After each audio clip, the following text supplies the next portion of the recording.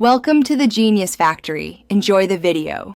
You start by stopping any attempts to bypass the lock. Do not pick or force it. First, confirm you have a spare key or that the remote battery isn't dead, because that's the quickest legal fix. Once done, check alternate entry points like an unlocked passenger door or the trunk.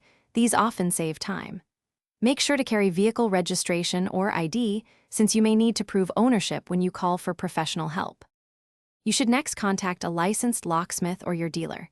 Describe the car make, model, and lock type so they bring the right tools. If you have roadside assistance or insurance coverage, call them. They often dispatch a vetted technician quickly, which avoids damage. While you wait, remain visible and safe, ideally in a public area.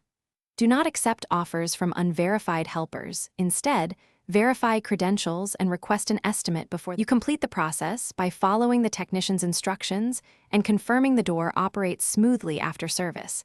Ask why the lock failed so you can prevent repeats.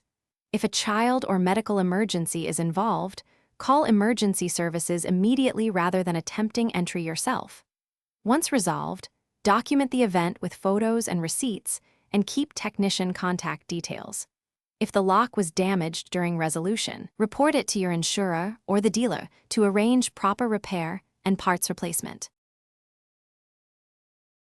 Thanks for watching. If you found this helpful, don't forget to like and subscribe.